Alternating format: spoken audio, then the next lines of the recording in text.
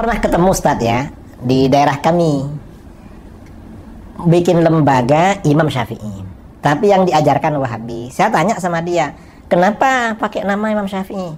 Kita ini kagum Kiai sama beliau, katanya. Nah, tapi Imam Syafi'i ini jadi merek, sudah jadi nama mazhab. Kamu menipu. Kamu ini sama dengan jualan sate. Ada orang jualan sate babi, tapi ditulis sate kambing. Begitu ditanya, loh ini kok ditulis sate kambing? Kan yang dijual babi. Kita ini kagum sama kambing.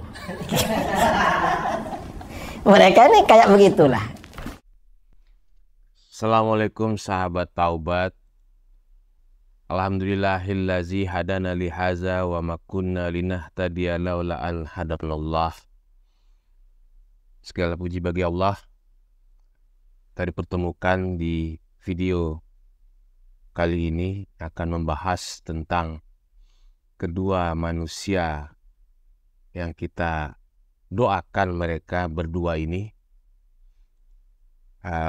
di mana kawan-kawan sudah melihat videonya. Jadi dengan rasa hormat dan dengan ketulusan kami ingin menanggapi video tersebut. Sebagai seorang yang telah mempelajari dan mengamalkan ajaran Islam selama bertahun-tahun, kami merasa perlu meluruskan beberapa poin yang disampaikan dalam video tersebut. Karena menurut kami banyak terdapat beberapa kesalahpahaman, fitnah, dan informasi yang tidak ada bukti dan datanya. Perlu kami tegaskan bahwa video barusan perbincangan antara dua orang ini dengan tuduhan yang penuh keliru telah banyak menimbulkan keresahan dan kebingungan di kalangan umat Islam. Hal ini tentu saja bertentangan dengan tujuan mulia dakwah, yaitu menyebarkan kebenaran dan membimbing umat ke jalan yang lurus. Maka tidak heran kita begitu di masjid mau nyalahkan, mau apa segala macam. Atau akar radikal itu dari sini? Memang akar radikal dari situ, Ustaz.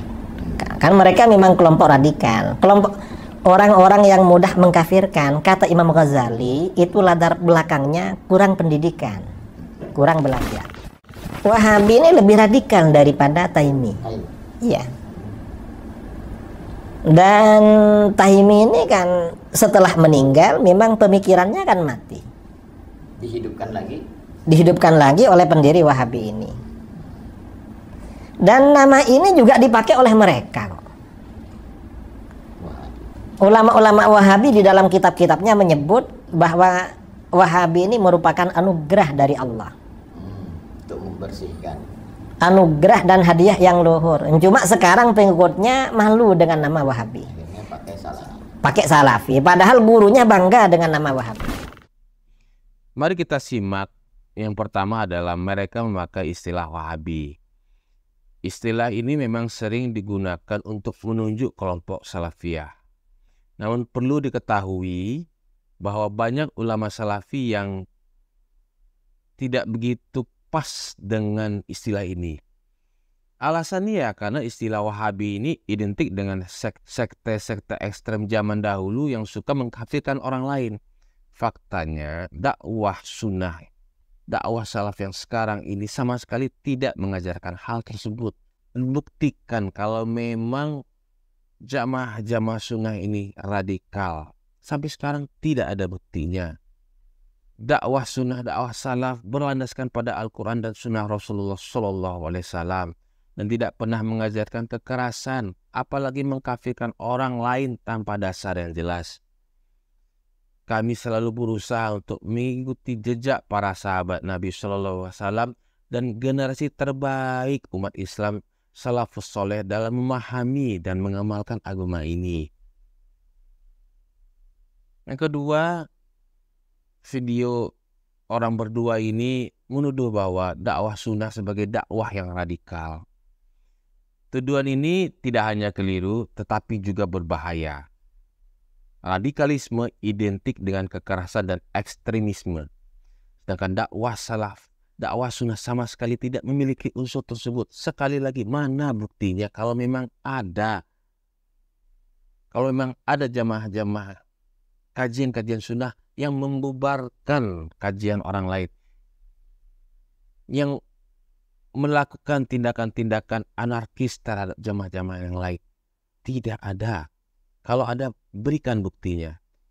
Justru dakwah salaf, dakwah sunnah ini mengajak umat Islam untuk kembali kepada ajaran Islam yang murni sesuai dengan Al-Quran dan Sunnah Rasulullah SAW, di mana kami berusaha untuk menjauhkan umat Islam dari bid'ah dan khurafat yang dapat menyesatkan.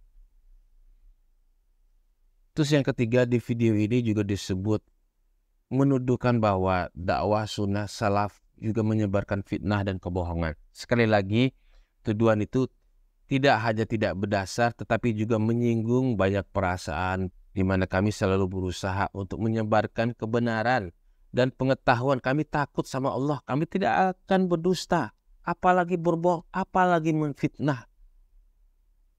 Kami itu menyebarkan kebenaran dan pengetahuan sesuai dengan ajaran Islam dan tidak pernah menyebarkan fitnah, apalagi kebohongan. Kami takut kepada Allah. Mengapa? Karena mereka ini ada syubhat. Mengkafirkan ini karena ada syubhat di dalam pikirannya. Apa kira-kira yang memotivasi mereka untuk tajsim? Yang memotivasi mereka ya kurang belajar.